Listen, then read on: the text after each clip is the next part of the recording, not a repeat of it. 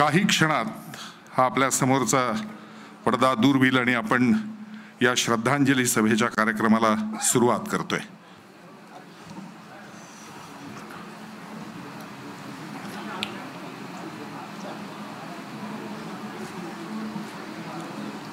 पडदा दे. पडदा जरा गर्दी कमी करा. चला.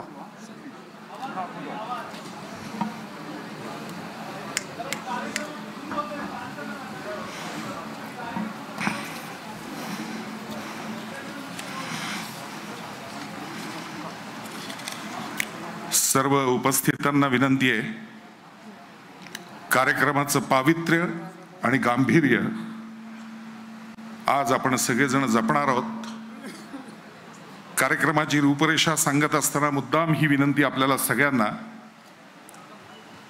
कोणाच्याही मनोगतानंतर कुठल्याही चित्रफितीनंतर कृपया कुठल्याही प्रकारच्या टाळ्या घोषणा या आज टाळाव्यात. संपूर्ण कार्यक्रम हा मनोगत आणि काही मान्यवरांनी ध्वनिचित्रफितीद्वारे त्यांच्या भावना व्यक्त केल्या आहेत, त्या आपल्याला पडद्यावरती दिसतील.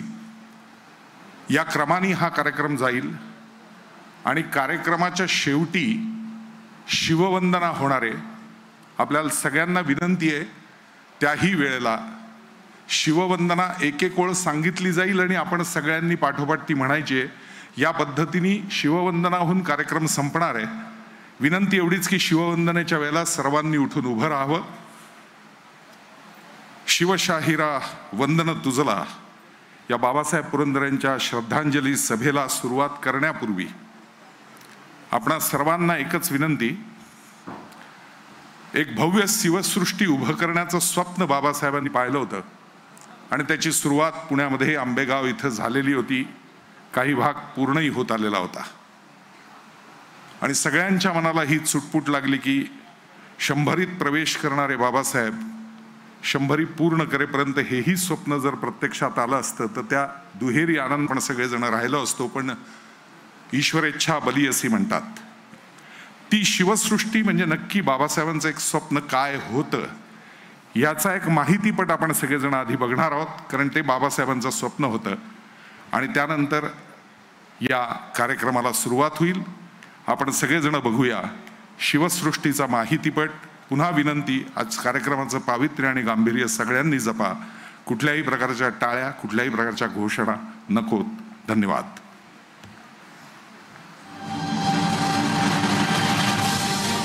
शिवसृष्टि छत्रपति शिवाजी महाराज के जीवन की महान गाथा को साकार करने वाला एक अद्भुत थीम पार्क, जो शिवाजी महाराज के जीवन चरित्र को अत्यंत रोमांचक तरीके से पर्यटकों के सामने पेश करता है. ये शिवसृष्टि शिवाजी महाराज को नमन करने का ऐसा ही एक विलक्षण स्थान है. शिवसृष्टि पुणे शहर से करीब 11 किलोमीटर और मुंबई से तकरीबन 154 किलोमीटर दूर आंबेगांव में साकार हो रही है. कैसी रही होगी महाराज के हिंदवी स्वराज्य की छटा, कैसी रही होगी उसकी शालीन सामाजिक व्यवस्था, कैसा रहा होगा शिवाजी महाराज की राजसभा का नजारा और कैसी रही होगी शिवाजी महाराज द्वारा जीते गए और उनके द्वारा निर्मित किलों की व्यवस्था. शिवाजी महाराज ने शस्त्र और शास्त्र का बखूबी संतुलन के साथ उपयोग किया और अपनी प्रजा को भयमुक्त शासन प्रदान किया. इस संपूर्ण घटनाक्रम को विज्ञान और टेक्नोलॉजी का सुंदर समन्वय करते हुए साकार किया गया है शिवसृष्टि में. शिवसृष्टि थीम पार्क में 15,000 लोग ऐतिहासिक सफर का आनंद एक साथ ले सकते हैं. ये है शिवसृष्टि का भव्य प्रवेश द्वार. शिवसृष्टि में प्रवेश करते ही आप 400 साल पुराने इतिहास के पन्नों में चले जाते हैं. यहाँ पर शिवाजी महाराज के जीवन से जुड़ी कहानियों को बड़े ही आकर्षक तरीके से पेश किया गया है, ताकि पर्यटकों का शिव सृष्टि में आना एक यादगार अवसर बन जाए।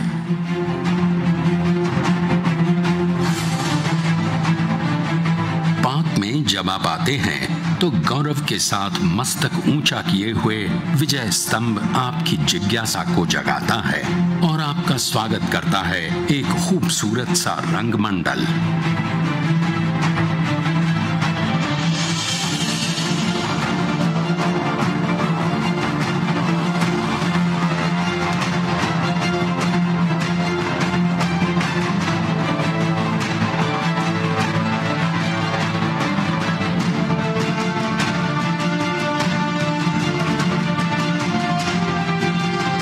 इस रंगमंडल में है एक थिएटर और एक एग्जीबिशन हॉल, जो आपसे कहते हैं कि आप पहुंच रहे हैं मध्यकालीन इतिहास के वातावरण में।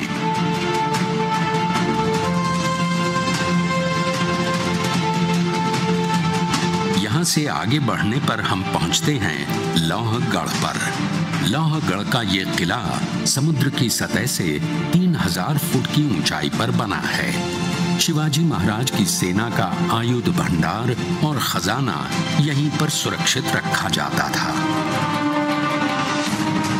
ये है रणनीतिक दृष्टि से रायगढ़ का महत्वपूर्ण गौमुखी दरवाजा।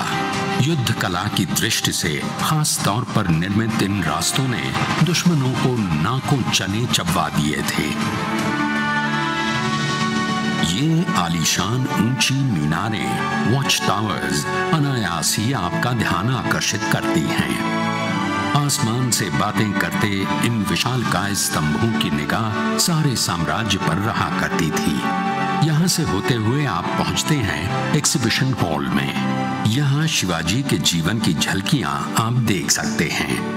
उनके बाल्यकाल से लेकर गुरु के मार्गदर्शन में शिक्षा व प्रशिक्षण लेना, संघर्ष और लड़ाइयों का दौर, विजयी पलों की श्रृंखला और एक छत्रपति सम्राट बनने तक का सफर। महाराज का सारा जीवन यहाँ पर आप कुछ ही समय में देख सकते हैं। आगरा के किले में औरंगजेब के बंदी बने शिवराय ने किस तरह चतुराई से खुद को मुक्त कराया था और किन युक्तियों और रणनीतियों के सहारे वे सुरक्षित रूप से अपने लोगों के बीच वापस पहुंचे, इसका जीवंत अनुभव गाड़ी में सफर करते हुए दर्शक ले सकते हैं। ये डाक राइड उन रास्तों, उन स्थितियों से गुजरती है जहां से शिवाजी महाराज होकर आए थे, और इस सफर पर चलते हुए ये डाक राइड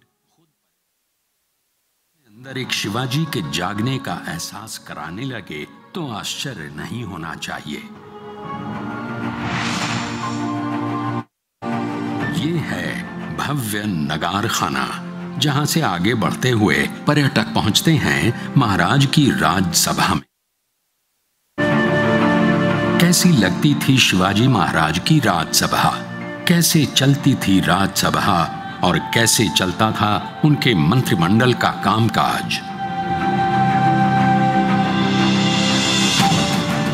दर्शक खुद इस राजसभा में उपस्थित रहकर हिंदवी स्वराज के प्रशासन का प्रत्यक्ष अनुभव ले सकेंगे।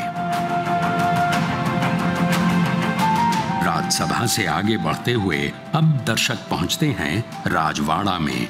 राज परिवार के रहन सहन और उनकी दिनचर्या का अनुभव पर्यटक यहां पर ले सकेंगे।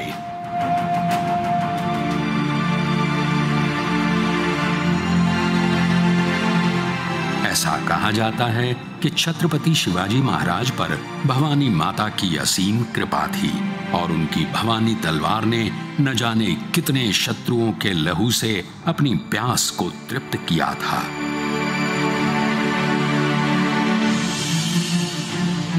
तो आइए हम भी करें भवानी माता के दर्शन प्रतापगढ़ के किले पर भवानी माता के स्मारक में।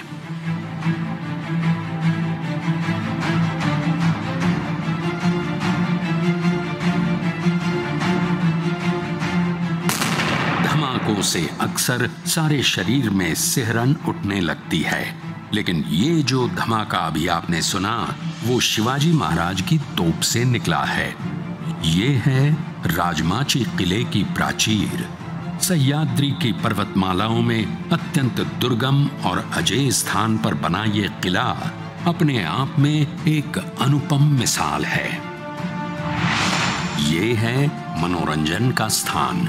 यहाँ पर आप शिवाजी महाराज के जीवन के कुछ प्रसंगों को मनोरंजक अंदाज में देख सकेंगे। यहाँ पर आपके लिए उपलब्ध है कैफेटेरिया तथा शिवकालीन साहित्य और सामग्रियों की दुकानें। आप प्राचीन काल की याद दिलाने वाली इस जगह पर कुछ देर बैठकर आराम के पल बिता सकते हैं।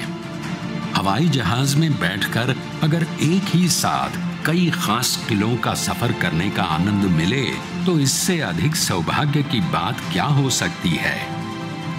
गतिमान सीटों पर बैठकर किलों के सफर का अनुभव आपको रोमांचित कर देगा। बाजी प्रभु ने अकेले दम पर सिद्दी जौहर की विशाल सेना को धूल चटाई थी और जिनके बलिदान से ये भूमि पावन खिंड कहलाई।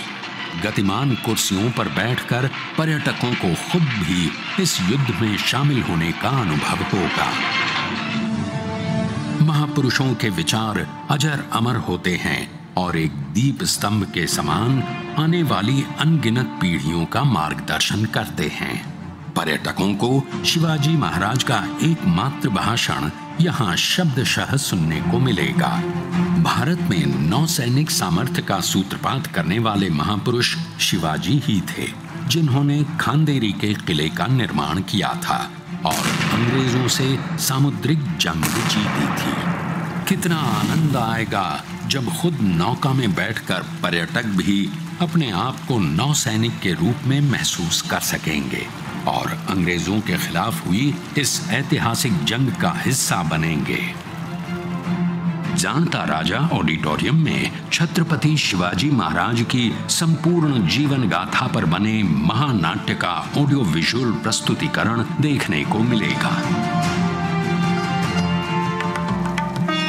ये है कोकण कैफे। शिवकालीन वातावरण में आकर कोकणी खानपान का आनंद लेना अपने आप में एक अनोखा अनुभव है। यहाँ पारंपरिक महाराष्ट्रीयन व्यंजनों के जायके का लुत्फ पर्यटक ले सकते हैं। इस रामेश्वर मंदिर में भगवान के दर्शन कर पर्यटक अपनी आध्यात्मिक भूख को भी तृप्त कर सकते हैं। शिव सृष्टि में आप आए हैं तो यहाँ की याद भी साथ ले जाने का मौका आप भला कैसे छोड़ सकते हैं। ये है भव्य बाजार पेठ। ये है सरकार वाड़ा, शिव सृष्टि की प्रशासनिक इमारत। यहाँ पर एक एग्जीबिशन हॉल और लाइब्रेरी भी है। एग्जीबिशन हॉल में शिवाजी महाराज के कालखंड की दुर्लभ वस्तुओं, साहित्य और किलों से प्राप्त साजो सामान को प्रदर्शित किया गया है। पर्यटक यहाँ पर उस काल की वास्तविक वस्तुओं और प्रमाणों को देखकर अपनी जिज्ञासा को शांत कर सकते हैं। पढ़ने लिखने के शौकीनों और विद्वानों के लिए यहाँ पर एक विशाल ग्रंथालय है, जहाँ पर शिवाजी महाराज पर आधारित साहित्य अनेक भाषाओं में और विपुल मात्रा में उपलब्ध है। घोड़े की सवारी करना भी एक शान का अनुभव कराता है। घुड़सवारी का आनंद यहाँ पर्यटक तो ले ही सकते हैं। इसके अलावा यहाँ पर घुड़सवारी के शौकीनों को इसका प्रशिक्षण भी दिया जा रहा है। ये थीम पार्क केवल मनोरंजन की जगह न होकर एक पवित्र स्थान है, जहां पर आकर शिवाजी के भक्त नतमस्तक हो जाते हैं। शिव सृष्टि के प्रांगण में आकर अनगिनत लोग महाराज के जीवन के अनछुए पहलुओं से परिचित होंगे तथा उनसे प्रेरणा लेकर अपने घरों को लौटेंगे। शिव सृष्टि, जहां शिवाजी महाराज पग पग पर हमारे साथ होंगे और हम भी शिवाजी महाराज के पद चिन्हों पर उत्साह के साथ आगे बढ़ेंगे। शिवाजी महाराज के आदर्शों का केंद्र है ये शिव सृष्टि।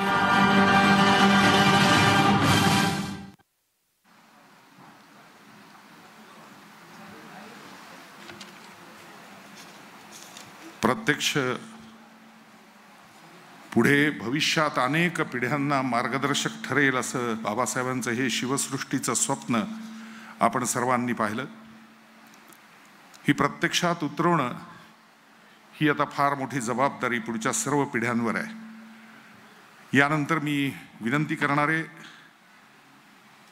आदरणीय राजमाता छत्रपती कल्पनाराजे भोसले, तसेच आदरणीय देवेंद्रजी फडणवीस, एकनाथजी शिंदे, नाना जाधव, प्रदीपदादा रावत या सर्वांना घेऊन, स्टेजवरच्या सर्व मान्यवरांना घेऊन आदरणीय महापौरांनी प्रतिमेच्या तिथे जाऊन प्रतिमा पूजन या सगळ्यांच्या हस्ते करावं अशी विनंती.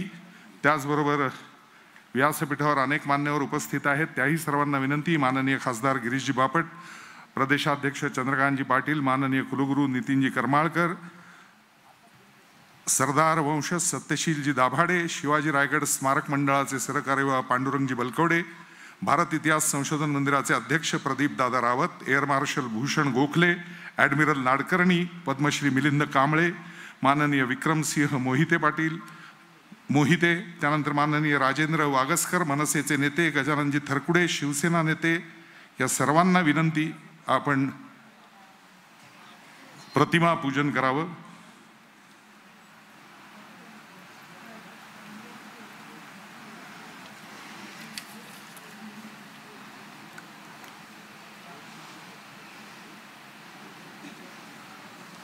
लाईटचा कंट्रोल कोणाकडे आहे? कुठे कुठे बसणार मध्ये?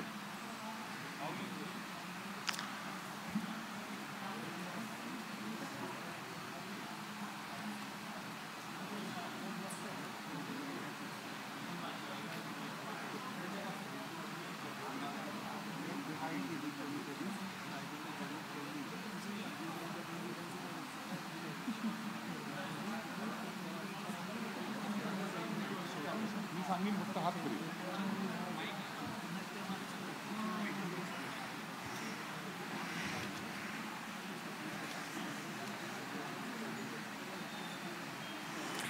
केवळ महाराष्ट्रातच नाही तर जगभरात जिथे जिथे मराठी माणूस पोचलेला आहे त्याच्या मनात शिवचरित्र पोचवण्याचं एक अवघड शिवधनुष्य 80 वर्ष ज्यांनी पेललं त्या पद्मविभूषण शिवशाहीर बाबासाहेब पुरंदरे यांना सर्वांनीच आता पुष्पांजली समर्पित केलेली आहे. यानंतर मी विनंती करणारे आजच्या कार्यक्रमाचं प्रास्ताविक करण्यासाठी महाराजा शिवछत्रपती प्रतिष्ठान जे हे शिवसृष्टी उभी करत आहे त्याचे विश्वस्त आदरणीय जगदीशजी कदम यांना की या निमित्ताने या कार्यक्रमाचं प्रास्ताविक आणि रूपरेषा शिवसृष्टी आणि बाबासाहेबांच्या संकल्पनेची आपल्या सगळ्यांसमोर मांडावी. आदरणीय विश्वस्त जगदीशजी कदम.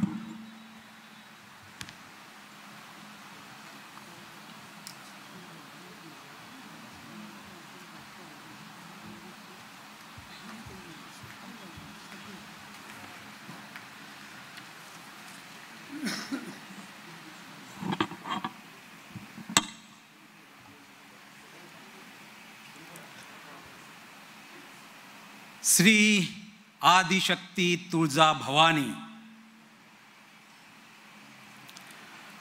सामां पातु सरस्वती भगवती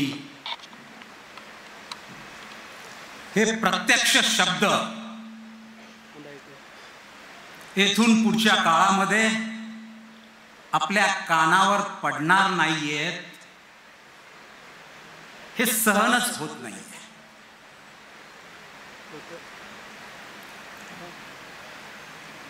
बाबासाहेबांचा जन्म नागपंचमी सन 1922 आणि त्यांचा निर्वाण दिन म्हणजे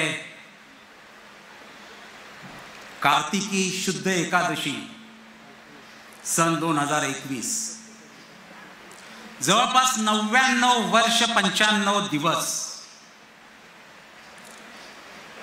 अखंडपणे कळत्या वयात आल्यानंतर केवळ एकच ध्यास, छत्रपती शिवाजी महाराज आणि त्यांचं शिवचरित्र. स्वामी विवेकानंदांनी सांगितल्याप्रमाणे वन लाईफ वन मिशन, होय, एक जीवन एकच ध्येय, हे तत्व अंगी बाळगून बाबासाहेबांनी अखंड तपश्चर्या करत स्वतःला वेड्यासारखं झपाटून घेतलं आणि त्यांनी छत्रपती शिवाजी महाराजांचं हे शिवचरित्र अभ्यासलं. बाबासाहेब त्यांच्या या शिवचरित्राच्या अभ्यासामध्ये एकही ठिकाण त्यांनी असं ठेवलं नाही की जिथे शिवरायांचे चरण उमटले. त्या ठिकाणी बाबासाहेब गेले, त्याची यात्रा केली.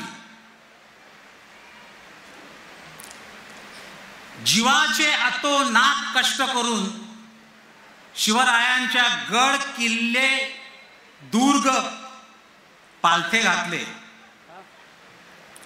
आणि या शिवचरित्राच्या ध्यासानं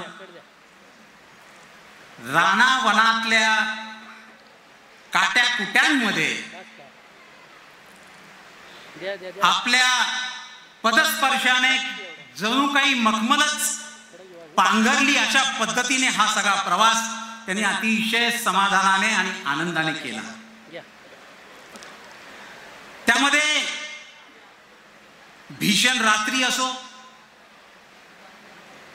किंवा पावसाळी वादळ असो, रानावनांमध्ये फिरताना अंगाला चिटकून रक्तपिपासू जळवा असो, कशाचीही तमा न बाळगता बाबासाहेबांना एक सांगावा आला राज्याच्या कुठल्याही भागातनं की बाबासाहेब या ठिकाणी शिवकाळातला एक शिलालेख सापडलाय, एक संदर्भ सापडलाय, एक कागद सापडलाय, एक नाणं सापडलंय, एक चित्र सापडलंय. एवढंच नाही की ऐतिहासिक शस्त्र सापडलंय. एवढंच नव्हे तर या हिंदवी स्वराज्याच्या साठी म्हणून आपल्या देहाची चाळण करणाऱ्या या सगळ्या मावळ्यांचं जिथे जिथे रक्त सांडलं त्या ठिकाणांना बाबासाहेबांनी जाऊन तिथली माती आपल्या कपाळी लावली आहे.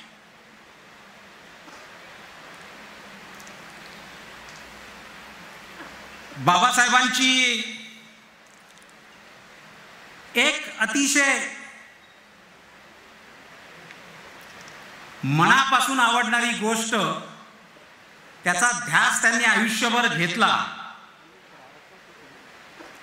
आणि त्याच्यासाठी जीवापाड जीवाचं रान केलं, हे मी प्रत्यक्षात ऐकलंय आणि अनुभवलंय सुद्धा. त्याचं कारण असं आहे की गेल्या 22 वर्षांपासून महाराजा शिवछत्रपती प्रतिष्ठानच्या माध्यमातून मी त्यांच्याबरोबर खूप फिरलो, खूप सहवास मला त्यांचा लाभला. मी भाग्यवान समजतो मला. पण त्या 22 वर्षांच्याही पलीकडे साधारणतः 80-90 वर्षांपूर्वी जायचं म्हटलं तर माझे वडील अण्णासाहेब आणि बाबासाहेब हे वर्गमित्र. नगर जिल्ह्यातल्या गावातनं ज्या वेळेला अण्णा इथे शिकायला आले त्यावेळेला सन 1939-40चं साल होतं. या दोघांनाही त्यांची वर्ग मैत्री इतकी शेवटपर्यंत चांगली राहिली, त्याचं कारण एकच होतं, कारण की हे एकाच ध्येयाने वेडे झालेले होते. दोघही राष्ट्रीय स्वयंसेवक संघाचे स्वयंसेवक आणि या दोघांचंही वेड छत्रपती शिवाजी महाराज. मला अण्णांनी त्या अनेक वेळेला या कथा सांगितल्या, ज्यानंतर मी समक्ष बाबासाहेबांबरोबर ती अनुभवले. ज्याच्यामध्ये 1939 साली ज्या वेळेला इथे शिक्षण आले त्यावेळेला पुण्यातल्या किंवा पुण्याच्या आसपासच्या भोवतालच्या सगळ्या गड किल्ल्यांची, दुर्गांची फेरी ही सायकलवरून अण्णांनी आणि बाबासाहेबांनी आणि त्यांच्या मित्रपरिवाराने पालथी घातली. कैलासापासून तर कन्याकुमारी पर्यंत आपण या अखंड भारत देशातील सारे लोक एका नात्याने पावित्र्याच्या एका बंधनात बांधलेले लोक आहोत. आणि या लोकांची एक हिंदवी स्वराज्य व्हावे ही तो श्रींची इच्छा, हा एकतेचा पहिला पाठ देणाऱ्या या बाबासाहेबांच्या शिवचरित्राच्या व्याख्यानमालेतनं असो किंवा जाणता राजाच्या या महानाट्यातून असो, या शिवचरित्राच्या वाचनाने आमच्यासारख्या तुमच्यासारख्या अनेक पिढ्यांचे मनातील किलमिश दूर झाली. शिवरायांचे 8वावे रूप, शिवरायांचा 8वावा साक्षेप, शिवरायांचा 8वावा प्रताप, ही उर्मी तुमच्या आमच्या मनामध्ये अगदी खोल रुजवण्याचं काम प्रथमपासून बाबासाहेबांनी केलं. बाबासाहेबांना ज्या वेळेला अनेक वर्षांपूर्वी पुण्यभूषण पुरस्कार मिळाला त्यावेळेला स्वर्गीय अटलजी त्या कार्यक्रमाला उपस्थित होते. अटलजी त्यांच्या आठवणीमध्ये सांगतात, बाबासाहेबांनी हजारो भाषणं दिली, शिवचरित्राच्या व्याख्यानमाला केल्या, पण बाबासाहेबांचं एक वैशिष्ट्य असं आहे, कारण की मीही भाषणं देतो, पण बाबासाहेबांच्या भाषणाला लोक तिकीट खरेदी करून येतात आणि शेवटपर्यंत शांततेत ऐकत राहतात, मंत्रमुग्ध होतात. मी माझ्या भाषणाला कधी तिकीट लावण्याचा विचार केला नाही, पण माझ्या भाषणातून मी लोक जागरणाचा मात्र नक्कीच प्रयत्न केला. या देशामध्ये बाबासाहेबांनी जे शिवचरित्र सांगितलं ते केवळ या महाराष्ट्र राज्यापुरतं मर्यादित न राहता देशातल्या सगळ्या शिवप्रेमींना बाबासाहेबांच्या या शिवचरित्रातनं एक भारूड घातलं होतं. बाबासाहेब शरीराने वर्तमानात असत,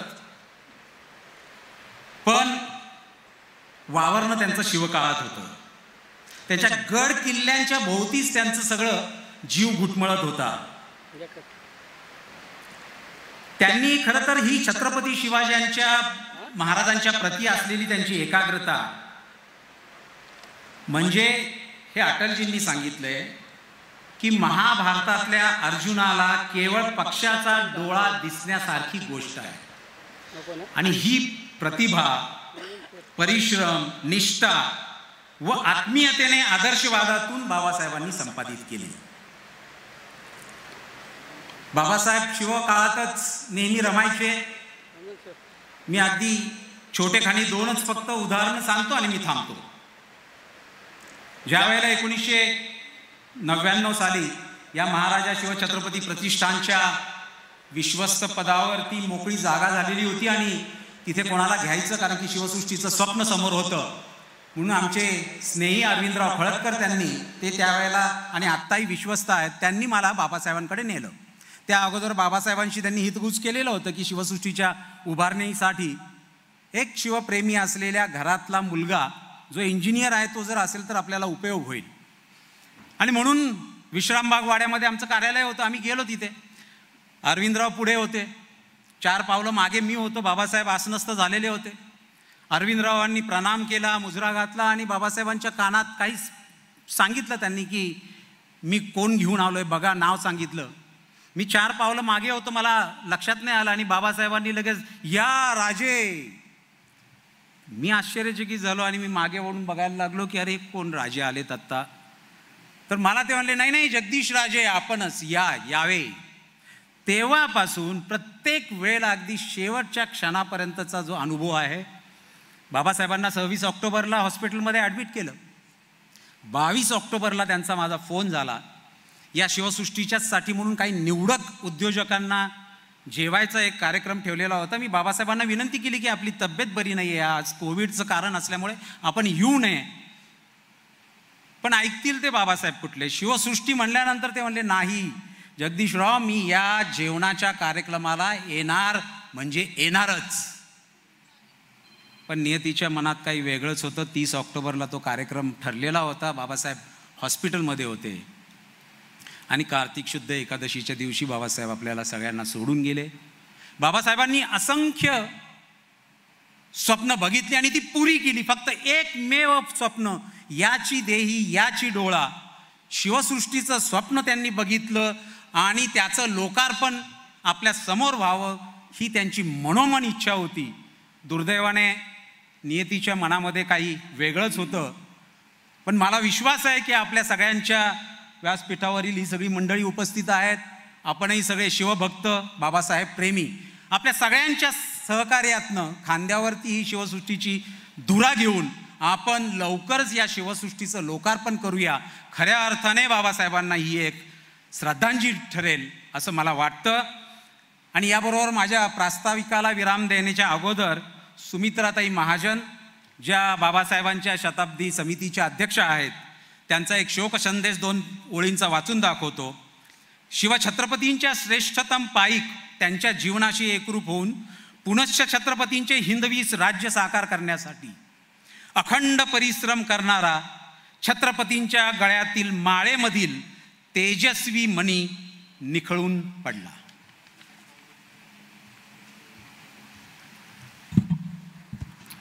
थोडे उशिराने जे उपस्थित झालेले आहेत त्या सर्वांना पुन्हा एकदा विनंती करतो, ही श्रद्धांजली सभा आहे, त्याचं गांभीर्य आणि पावित्र्य सर्वांनी कृपया पाळावं. कुठल्याही मनोगतानंतर टाळ्या नकोत, घोषणा नकोत. उशिरा आलेल्यांसाठी शेवटी शिववंदना होईल तेव्हा सर्वांनी शिववंदना म्हणण्यासाठी उभं राहून हात जोडून शिववंदना करावी ही विनंती. कृपया हे गांभीर्य सर्वांनी पाळा. शिवशाहिरा वंदन तुझला या श्रद्धांजली सभेच्या निमित्ताने आदरणीय बाबासाहेबांवरती एक छोटासा दृकश्राव्य प्रट या निमित्ताने तयार केलाय. तो यानंतर आपण सगळेजण बघणार आहोत. त्यानंतर पुढच्या मनोगतांना सुरुवात होईल.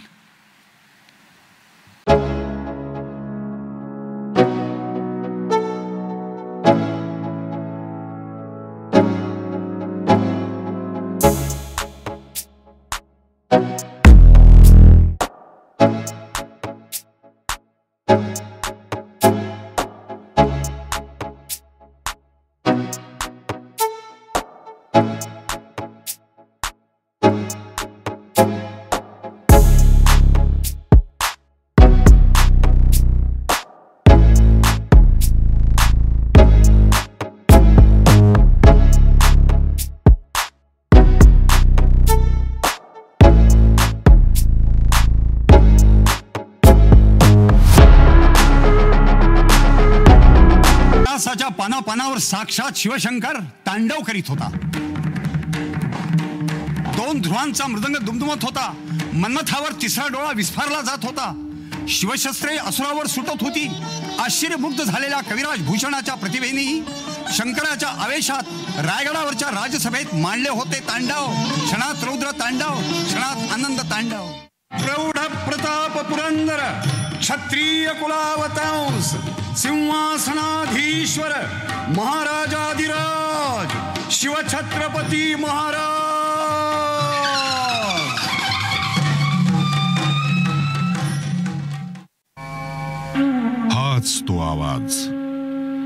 हाच तो आवाज शिवशाहीर बाबासाहेब पुरंदरे नावाच्या झंझावाताचा. वडील शालेय चित्रकला शिक्षक, मात्र त्यांना छंद होता इतिहासातील गोष्टी सांगण्याचा. बाबासाहेबांच्या लहानपणी एकदा सारे पुरंदरे कुटुंबीय सिंहगडावर सहलीला गेले. छोट्या बाबासाहेबांनी नरवीर तानाजीची कथा अनेकदा ऐकली होती. जुना सिंहगड चित्रपटही पाहिला होता. मात्र तानाजींची समरभूमी त्यानं प्रथमच अनुभवली. तो अंतर्बाह्य मोहरला. आपल्या उंजळीतील चाफ्याची फुलं तानाजीच्या समाधीला अर्पण करत त्यांनी त्या समाधीला कडकडून मिठी मारली. शरीरानं 100 गाठली तरी ती मिठी कधीच सैल झाली नाही, कारण बालपणी मारलेली ती मिठी होती मराठ्यांच्या इतिहासाला. आणि मग सुरू झाल्या गडकिल्ल्यांच्या वाऱ्या. गोनी दांडेकरांसारखा सखा लाभला आणि हा प्रवास आणखी रोमहर्षक झाला. इतिहासाच्या वेडानं भारलेला हा तरुण भारत इतिहास संशोधक मंडळाच्या गुहेत शिरला. इतिहास महर्षी गणेश हरी खरे यांच्यासारख्या तपस्वी साधकाच्या शीतल ज्ञान प्रकाशात बाबासाहेबांची वाटचाल सुरू झाली. इतिहासाचे असंख्य दस्तऐवज अहोरात्र अभ्यासत बाबासाहेब शिवकालात घडून गेले. चिंचवड हे बाबासाहेबांचं आजोळ.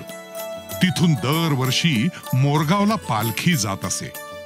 बाबासाहेब त्यांच्याबरोबर जात आणि वारकऱ्यांच्या मुक्कामाच्या ठिकाणी गोष्टी सांगत. गोष्टी असत शिवरायांच्या. श्रोते तल्लीन होऊन ऐकत. एक दिवस मुंबई इलाख्याचा गव्हर्नर जेम्स डग्लस याच्या पुस्तकातील करड्या सवालांनी त्यांच्या मनावर ठिणगी पडली. डग्लस विचारत होता, अरे एवढा दैदिप्यमान इतिहास तुम्हाला लाभलाय, मग कुठे आहेत तुमचे कवी, कुठे आहेत तुमचे कादंबरीकार, कुठे आहेत तुमचे इतिहासकार? कुणालाच तुमच्या महापराक्रमी शिवरायांचं चरित्र लिहिण्याची इच्छा कशी होत नाही? आणि मग या प्रश्नानं बाबासाहेबांचं मन पेटून उठलं. मी हे काम करीन. मी माझ्या छत्रपती शिवरायांचं चरित्र उलगडून दाखवेन. आणि त्यातून महाराष्ट्राला मिळाला एक शिवशाहीर. बाबासाहेबांना शिवचरित्र लिहायचं होतं, पण ते विद्वान पंडितांसाठी नाही, तर सर्वसामान्यांसाठी. आणि एका मंगलदिनी आई तुळजा भवानीच्या साक्षीनं त्यांच्या लेखणीतून शब्द उमटले, हे महाराष्ट्र शारदे, मी महाराष्ट्र रसात माझ्या राजाचं गाणं गातोय, ते ऐकायला ये. रानातल्या फुलांचा सुगंध हळूहळू दरवळत जातो, तसं हे बाबासाहेबांचं शिवचरित्र महाराष्ट्रातील प्रत्येकाच्या मनाचा ठाव घेत गेलं. पंडितांनी प्रसन्नतेनं मान डोलवली. तरुण पोरं याच्या वाचनानं वेडावली. गतकालीन वैभवाच्या रंगात रंगलेल्या बाबासाहेबांना परिसस्पर्श घडला तो राष्ट्रीय स्वयंसेवक संघाचा. प्रतिभा आणि अभ्यासाला राष्ट्रभक्तीची साथ मिळाली. संघाचे प्रचारक बनलेले बाबासाहेब तरुणांचे संघटन करण्यात भान हरपून काम करू लागले. अशातच एक दिवस पुकारा आला, चला निघायचंय आपल्याला लढण्यासाठी. इंग्रज गेले, पण पोर्तुगीजांनी अजूनही आपला देश सोडला नाही. त्यांच्याशी सशस्त्र लढा द्यायचाय, चला. आणि बाबासाहेब स्वातंत्र्य सैनिक म्हणून दादरा नगर हवेलीच्या रणभूमीवर दाखल झाले. परदास्यातून मातृभूमीला मुक्त करण्याचा हा अवर्णनीय आनंद. बाबासाहेबांनी तो पोर्तुगीजांचा झेंडा या संग्रामाची स्मृती म्हणून जपून ठेवलाय. एकदा बाबासाहेब नागपूरला बहिणीकडे मुक्कामाला गेले होते. तेव्हा त्यांनी एखादं व्याख्यान द्यावं असा बहिणीनं आग्रह धरला. तिच्या आग्रहासाठी त्यांनी आपलं पहिलं व्याख्यान दिलं खरं, मात्र इथंच महाराष्ट्राला लाभला एक अमोघ वाणीचा शिवशाहीर, शिवव्याख्याता. तेव्हापासून सतत गेली 80 वर्ष या शिवशाहिराच्या मुखातून देश विदेशात शिवगाथा ओघवत्या भाषेत पोहोचत राहिली. इतिहासामध्ये राष्ट्राची अस्मिता जागृत करण्याचं सामर्थ्य असतं, याची जाणीव असलेल्या बाबासाहेबांनी उभा केला जगातील दुसऱ्या क्रमांकाचा महानाट्य प्रयोग, जाणता राजा असा नाट्य प्रयोग की पाहणाऱ्यांचे बाहू स्फुरावेत, छाती अभिमानानं फुलून यावी. यातील शिवराज्याभिषेक तर कोट्यवधी शिवप्रेमींना प्रत्यक्ष रायगडावरील राजसदरेवर उभे राहून या सोहळ्यात उपस्थित असल्याची अनुभूती देत राहिलाय. 5 लाख किलोमीटरपेक्षा जास्त प्रवास, राजा शिवछत्रपतींच्या विविध भाषात निघालेल्या आवृत्त्या, 21,000पेक्षा जास्त व्याख्यान, जाणता राजा या महानाट्याचे 1200पेक्षा जास्त देश विदेशात झालेले प्रयोग, यातून लाभलेलं धन बाबासाहेबांनी विनम्रपणे अनेक संस्थांच्या सेवा कार्यासाठी सढळ हातानं देऊन टाकलं. एका शिवशाहिरानं राजमाता जिजाऊ साहेबांच्या पोटी जन्माला आलेल्या शिवरायांची जीवनगाथा समाजातील प्रत्येकाच्या मनात पोहोचवण्यासाठी सतत 80 वर्ष कार्यमग्न राहत एक विश्वविक्रमच केलेला आहे. पुण्याजवळील आंबेगावाला भव्य शिवसृष्टी उभारण्याचा त्यांनी प्रारंभ केला होता. आणि आज शिवशाहीर बाबासाहेब पुरंदरे आपल्यात नाहीत. मात्र त्यांचं शिवसृष्टीचं अपुरं राहिलेलं स्वप्न पूर्ण करणं, हीच शपथ आपण घेणं महत्वाचं आहे. काय होतं शिवशाहिरांचं स्वप्न? ऐकूया त्यांच्याच शब्दात. लवकरच शिवसृष्टी पूर्ण उभारलेली आपल्याला दिसणार आहे. मोठ्या माणसाचं स्मारक मोठ्या प्रमाणातच व्हायला हवं हे खरं, पण योग्य व्हावं, अचूक व्हावं असा दृष्टिकोन ठेवून ही शिवसृष्टी होती. एका महापुरुषाचं, एका योग्याचं, श्रीमंत योगी बघलाय शिवाजी महाराजाचा, सामान्य नाही. अशा माणसाची शिवसृष्टी आज उभं राहते. मला ती पाहायला थोडी का होईना, काही भाग होईना, पण आता मला पाहायला मिळतंय, हा माझा आनंद आहे. आपल्याला ती या नजीकच्या काळात पूर्ण पाहायला मिळेल की जे पाहिल्यानंतर माणूस थरार उठावा, तेज होत उठावा.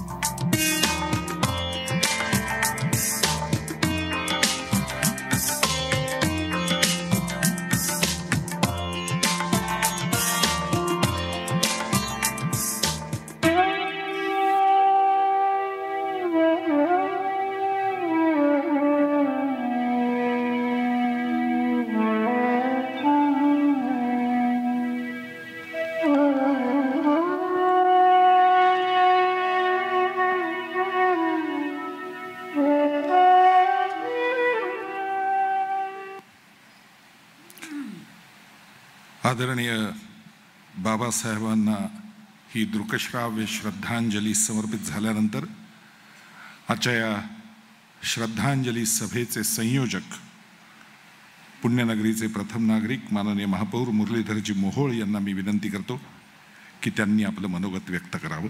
आदरणीय मुरलीधरजी मोहोळ.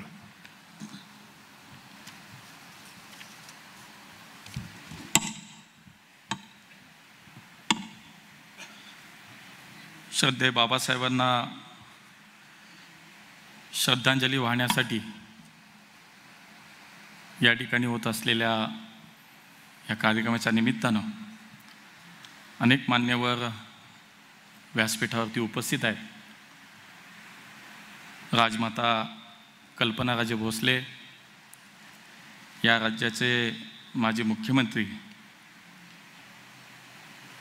आणि विद्यमान विरोधी पक्षनेते देवेंद्रजी फडणवीस साहेब, या राज्याचे नगरविकास मंत्री माननीय एकनाथजी शिंदे साहेब, राष्ट्रीय स्वयंसेवक संघाचे प्रांत संघचालक माननीय नाना जाधवजी, भारतीय जनता पक्षाचे महाराष्ट्राचे अध्यक्ष माननीय चंद्रकांतदादा पाटील, पुण्याचे खासदार माननीय गिरीश भाऊ बापट,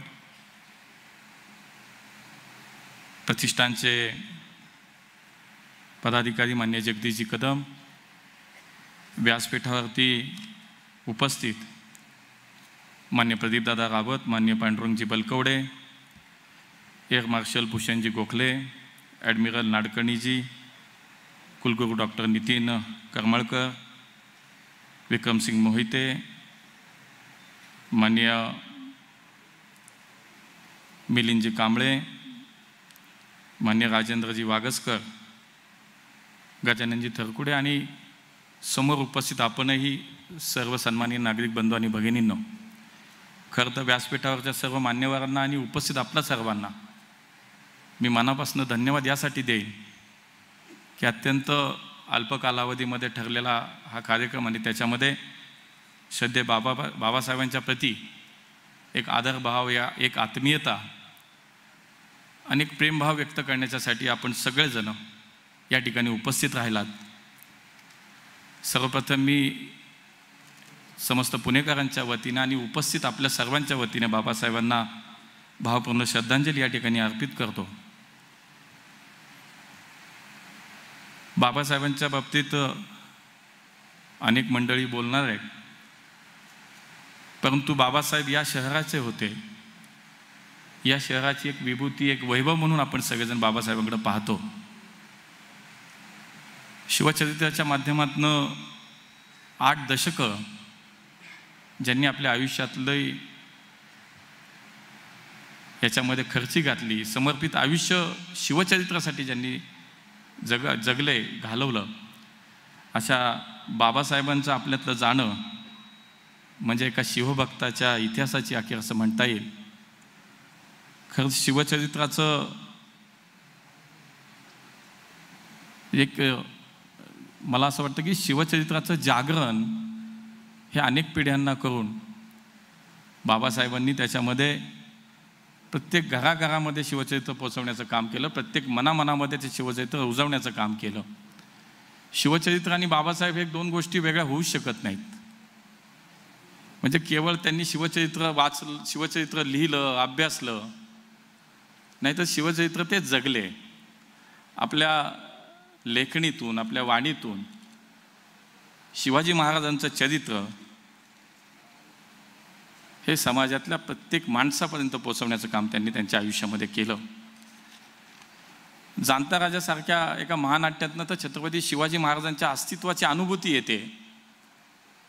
म्हणजे मी म्हटलं तसं की 8 दशकं या माणसानं शिवध्यासानं आपलं सगळं आयुष्य हे महाराजांसाठी अगदी शेवटच्या क्षणापर्यंत सुद्धा, म्हणजे अगदी 100व्या वर्षामध्ये पदार्पण केल्यानंतर सुद्धा त्यांची स्मरणशक्ती ही शेवटपर्यंत अत्यंत चांगली होती. म्हणजे शेवटचा श्वाससुद्धा छत्रपती शिवाजी महाराज हाच त्यांचा होता.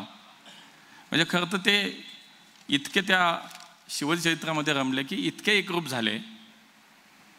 एक उदाहरण म्हणून सांगितलं की पु ल देशपांडेंचं एक गणगोत नावाच्या पुस्तकामध्ये ते असं म्हणतात की बाबासाहेबांशी जेव्हा बोलताना किंवा त्यांना ऐकताना खरं तर इतिहास हा वर्तमानापासून तुटलाच नाही याची जाणीव होते, याचा भास होतो. कालवस्त्राला अलगद दूर करून एक इतिहासाचं दर्शन बाबासाहेबांच्या वाणीतनं, त्यांच्या बोलण्यातनं आपल्या समोर येतं. म्हणजे ते सांगतात की त्याच्यापुढे एकच फक्त उदाहरण देतो. त्याच्यामध्ये ते असं म्हणतात, पु ल देशपांडेसारखे एक प्रतिभावंत साहित्यिक असं म्हणतात की खरं तर बाबासाहेब सुरुवातीच्या काळामध्ये जेव्हा मला माहीत नव्हते तेव्हा त्यांच्या शिवचरित्राचा पहिला खंड जेव्हा मी वाचायला घेतला, माझ्या पुणे ते दिल्लीच्या प्रवासामध्ये सतत 24 तास मी तो खंड वाचून काढला. आणि तो वाचल्यानंतर ते असं म्हणतात की अद्भुत अनुभवातून न्हावून बाहेर पडलो आणि मी महाराष्ट्रात जन्माला आलो अशा या आल्याच्या धन्यतेने मी फुलून निघालो. म्हणजे इतकी मोठी माणसंसुद्धा ज्या वेळेला बाबासाहेब हे शिवचरित्राशी किती एकरूप झाले याचे दाखले आपल्याला ठिकठिकाणी देताना आढळतात. मला असं वाटतं की ह्या सगळ्या ह्याच्यामध्ये बाबासाहेबांचा सन्मान हा अनेक नागरी पुरस्कारांनी झाला. त्यांना महाराष्ट्र भूषण दिलं गेलं, त्यांना पद्मविभूषण पुरस्कारानं सन्मानित केलं गेलं. खरं तर पुणे शहर म्हणून जेव्हा आम्ही आमच्या शहराचा जेव्हा विचार करतो, जेव्हा एक सांस्कृतिक, शैक्षणिक, ऐतिहासिक साहित्याचा मोठा वारसा असलेलं पुणे शहर. आणि जेव्हा याचा उल्लेख होऊन आम्ही जेव्हा म्हणतो की या शहराचं आमचं एक वेगळं अस्तित्व आहे, वेगळं नाव जगाच्या देशाच्या नकाशावरती आहे, पण ते खऱ्या अर्थानं या प्रत्येक क्षेत्राचं प्रतिनिधित्व करणारी, या प्रत्येक क्षेत्राचं नेतृत्व करणारी ही जी माणसं असतात, जी व्यक्तिमत्व असतात, मला असं वाटतं की खऱ्या अर्थानं यांच्यामुळेच आज या वैभवामध्ये, या दैदिप्यमान आपलं ज्या शहराचं वैभव आहे याच्यामध्ये भर पडते आणि त्यामुळंच हे नाव होत असतं. त्यामुळे अशा ह्या सगळ्या पुणे शहराच्या एकूण वैभवामध्ये बाबासाहेबांच्या रूपानं निश्चितपणे एक मोठी भर पडली. आणि म्हणून हे सगळं करत असताना भविष्यामध्ये एक पुणे शहर म्हणून, बाबासाहेबांचं शहर म्हणून कायमच त्यांनी या शहराला एक सांस्कृतिक, साहित्याचा, ऐतिहासिक संदर्भांचा वारसा दिला. आणि भविष्यामध्ये सुद्धा निश्चितपणे पुणे महानगरपालिकेच्या माध्यमातून असो, पुणेकरांच्या वतीनं असो, जे त्यांनी आयुष्यभर शिवचरित्रासाठी जे देशभर प्रवास केला, जे कष्ट घेतले आणि ते सगळ्या गोष्टी करत असताना एक त्यांनी स्वप्न पाहिलं, एक संकल्प केला की माझ्या हयातीत नाही पण माझ्या नंतरसुद्धा हे शिवचरित्र हे पुढच्या पिढीला समजलं पाहिजे, पुढच्या पिढीला शिवाजी महाराजांचे विचार पोचले पाहिजेत आणि त्याच्यातनं एक आदर्श समाज घडला पाहिजे, आदर्श तरुणाई घडली पाहिजे. या स्वप्न त्यांनी जे पाहिलं ते मला असं वाटतं की शिवसृष्टीच्या माध्यमातून ते त्यांनी स्वप्न पाहिलं. आणि आज हे दुर्दैव आहे की बाबासाहेबांच्या नंतर म्हणजे त्यांच्या हयातीत आपण ते पूर्ण होऊ शकलं नाही. परंतु प्रत्येक पुणेकराचं आता हे स्वप्न असेल, प्रत्येक पुणेकरांनी आपण आता हा संकल्प करूया की निश्चितपणे भविष्यामध्ये ही शिवसृष्टी पूर्ण होणं हीच खऱ्या अर्थानं बाबासाहेबांना एक आदरांजली होईल, श्रद्धांजली होईल. पुणे महापालिका म्हणून सुद्धा याच्यामध्ये बाबासाहेबांच्या स्मृती जतन करण्याचं काम हे निश्चितपणे करण्यात येईल. त्यांनी दिलेली शिकवण, त्यांनी दिलेले विचार, शिवाजी महाराजांच्या संदर्भातलं त्यांचं कार्य हे भविष्यामध्ये सुद्धा कायम राहो या दृष्टिकोनातून महानगरपालिकेच्या माध्यमातून सुद्धा बाबासाहेबांच्या स्मृती जतन करण्याचं काम आपण निश्चितपणे करणार आहोत. पुन्हा एकदा आपण सर्वजण मोठ्या संख्येने या ठिकाणी बाबासाहेबांना आदरांजली वाहण्यासाठी उपस्थित राहिलात त्याबद्दल आपणा सर्वांना मनापासून धन्यवाद देतो. आणि पुन्हा एकदा आपणा सर्वांच्या वतीनं बाबासाहेबांच्या प्रती या ठिकाणी आदरभाव व्यक्त करतो आणि त्यांना श्रद्धांजली अर्पित करतो. धन्यवाद.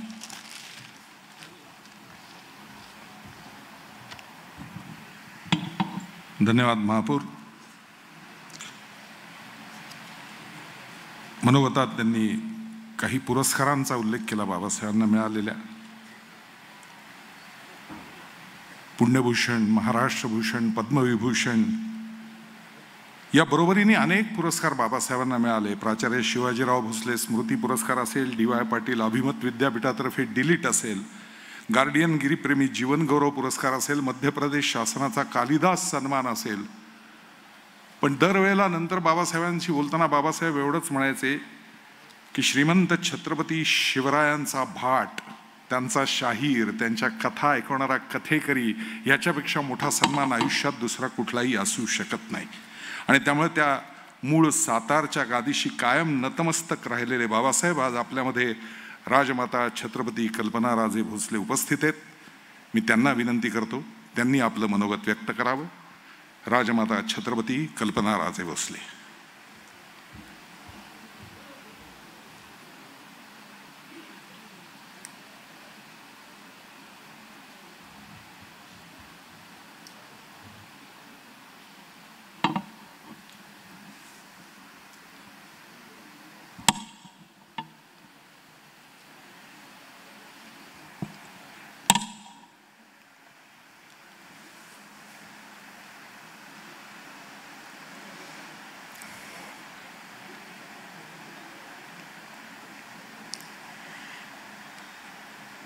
ह्या ठिकाणी सर्व मान्यवर उपस्थित असणारे मान्यवर जे शिवाजी महाराज तसेच बाबासाहेबांवर अतोनात प्रेम करणारे ह्या ठिकाणी आज आपण सर्वजण एकत्र आलेलो आहोत. आज बाबासाहेबांना श्रद्धांजली देण्यासाठी आपण ह्या ठिकाणी आलेलो आहोत. खरं तर मनाला पटत नाही आणि विश्वासही बसत नाही की आज शिवशाहीर बाबासाहेब आपल्यामध्ये नाही आहेत. मी वरच्यावर त्यांना भेटत असे आणि मी माझं परमभाग्य समजते की मला खूप त्यांचा सहवास लाभला. त्यांचं आणि आमच्या राजघराण्याचं खूप जिव्हाळा, आत्मीयता आणि सलोखा असं होता.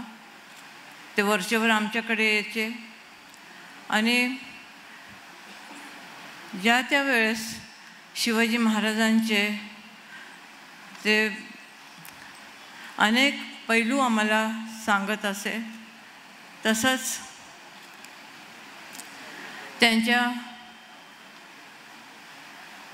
लेखणीतून त्यांनी शिवाजी महाराजांचा दैदिप्यमान इतिहास लाखो लोकांपर्यंत पोचवला. अतिशय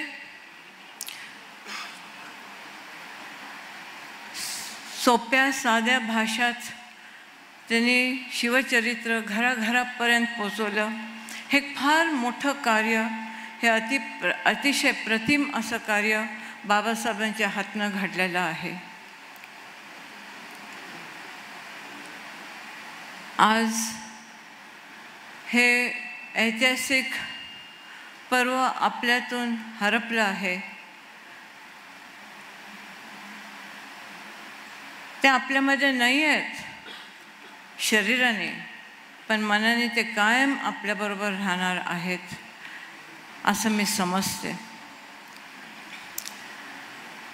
परंतु त्यांच्या जाण्यामुळे आज या समाजामध्ये फार मोठी पोकळी निर्माण झाली आहे आणि ती कदापि भरून येणं शक्य नाही.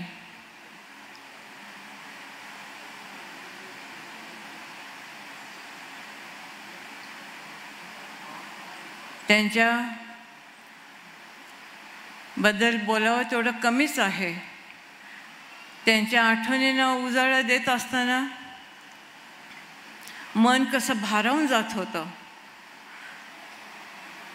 कारण की असे व्यक्ती, असे शिवशाहीर होणे नाही.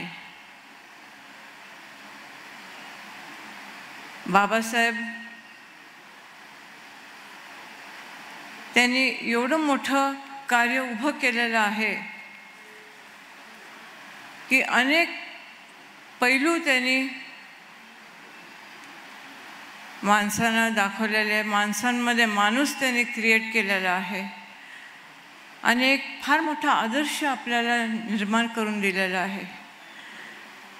त्यांना खऱ्या अर्थाने जर श्रद्धांजली व्हायची असेलच तर शिवाजी महाराजांचे विचार आचरणात आणणं हीच खरी श्रद्धांजली त्यांना असेल.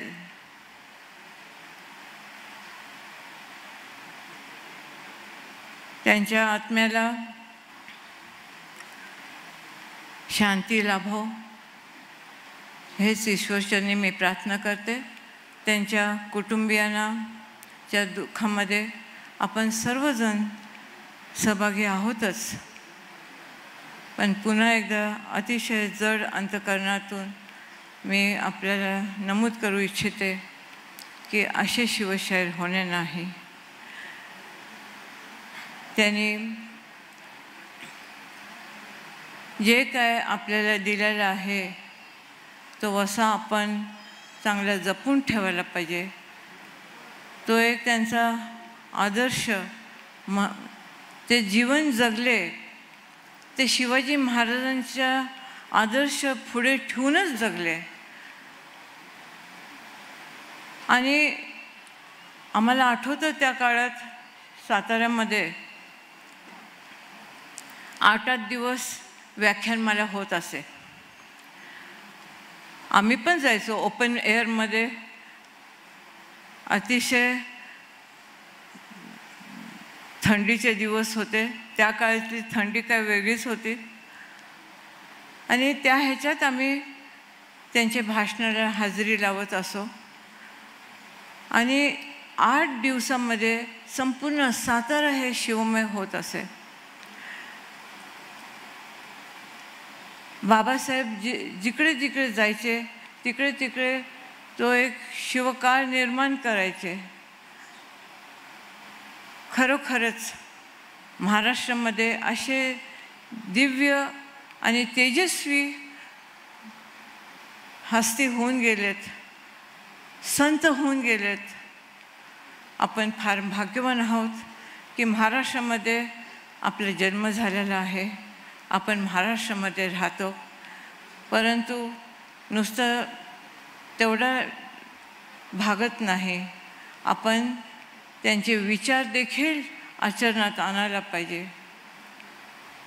आमचं देखील एक स्वप्न आहे, आम्हाला देखील शिवसृष्टी करायची आहे आणि ह्या बाबतीत आम्ही बाबासाहेबांची वेळोवेळी चर्चा करत असो. आणि त्या काळात त्यावेळेस अनेक मातबर जाणकार बोलून घेतले, माझी ओळख करून दिली. फडणवीस साहेब देखील आज स्टेजवर आहेत, त्यांना देखील आम्ही बोललो. आणि माझा असा एक अनुभव आहे की उशिरा का होईना पण माझं स्वप्न नेहमी साकारलं जातं. आणि ही शिवसृष्टी साताऱ्यात मला करायची आहे. आणि त्यासाठी बाबासाहेब हे माझं एक फार मोठं एक इन्स्पिरेशन आहे. आणि ते इन्स्पिरेशन घेऊन मी पुढे जाणार आहे. आणि हे सगळं कशासाठी, तर आमचं नाव मोठं व्हावं म्हणून नाही, तर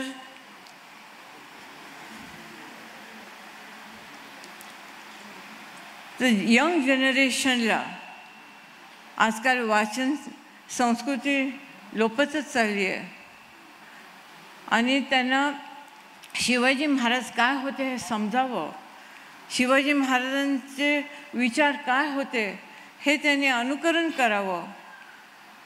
म्हणजे त्यातून नॅशनल स्पिरिट क्रिएट कसं होईल, तर शिवाजी महाराजांच्या विचारातूनच. आणि म्हणून ही शिवसृष्टी होणं फार गरजेचं आहे. त्याच्यासाठी आम्ही का अडून राहिलो, तर फार मोठी जमीन आम्हाला लागणार आहे. आणि 3 डायमेन्शनल फार म्हणजे इंडियामध्ये एकमेव असं हे शिवसृष्टी होणार आहे. असं आम्ही नुसतं स्वप्न बघत नाही, तर त्याची आखणी करून राहिलो आहे. परंतु हे एक व्यक्तीचं काम नाही, हे टीम वर्क आहे. आणि म्हणून हे स्टेजवर बसलेले हे सगळे मान्यवर जे आहेत त्यांची मला साथ पाहिजे आहे. आणि ती साथ मला नक्की मिळेल, कारण की हे एक अतिशय हे एक फार मोठं काम आहे. आणि सगळ्यांचं हातभार त्याला लागणं म्हणजे एक त्यांचं देखील नशीब आणि पुण्य मी समजते. तेव्हा बाबासाहेबांचं आपण नुसतं कॉमेंट्री त्यांच्याबद्दल काय वाटतं हे महत्त्वाचंच आहे, परंतु त्यांच्या पावलावर पाऊल ठेवणं पण तेवढंच गरजेचं आहे. बाबासाहेब नेहमी म्हणायचे की माणसाला काय अचीव करायचं असेल तर त्याचं वेड लागावं लागतं. आणि हे वेड ज्याला ग्रासून जातं, ज्याला ध्यास लागतो, तोच काय करू शकतो. आणि आम्हाला हा ध्यास लागलेला आहे, परंतु आम्हाला ह्या लोकांची साथ पाहिजे, आम्हाला आपल्या सर्वांची साथ पाहिजे आहे. आज बाबासाहेबांच्या स्मृती आपण याद करून राहिलो.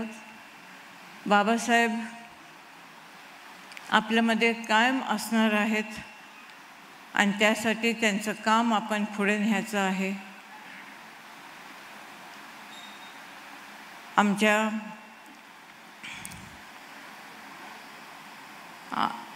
कडे ते येत असत त्या वेळेस सगळ्यांमध्ये खेळून मिळून मिसळून असायचे आणि जाण्यापूर्वी मी त्यांना वरचेवर भेटत असे आणि जाण्यापूर्वी देखील त्यांनी आम्हाला आशीर्वाद दिला की हे शिवसृष्टी जरूर होईल आणि होणार, कारण की त्यांना माझ्यामध्ये एक विश्वास होता.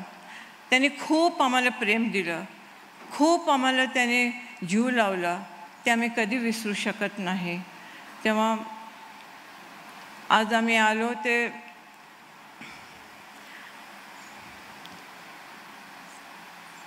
फार दुःखही होतं की आज आपल्या ते नाही आहे. मी काय अजून काय बोलू शकते. आपण सगळ्यांनी बाबासाहेबांचं मन जाणलेलं आहे, त्याप्रमाणे आपण पुढे जाऊया. जय हिंद, जय महाराष्ट्र, जय Shivray.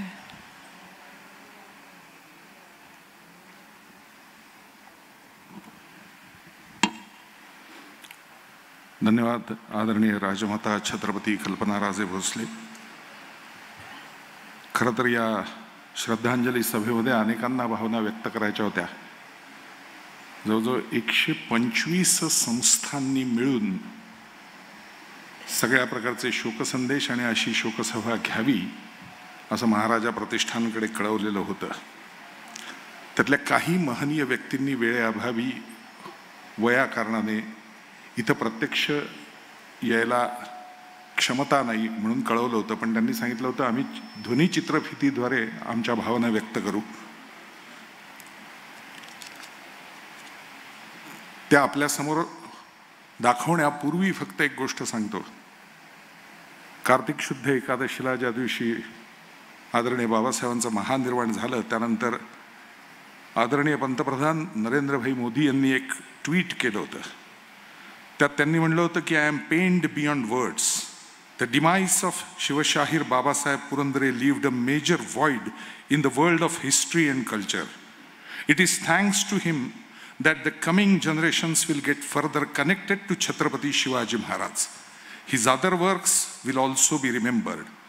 Shivashahir Babasaheb Purandare was witty, wise, and had rich knowledge of Indian history. I had the honor of interacting with him very closely over the years. A few months back, had addressed his centenary year program. शताब्दीच्या पदार्पणाचा जो एक सोहळा शिवसृष्टीवरती झाला, त्यावेळेला video कॉन्फरन्सिंगच्या माध्यमातून आदरणीय पंतप्रधान त्यामध्ये सामील झाले होते.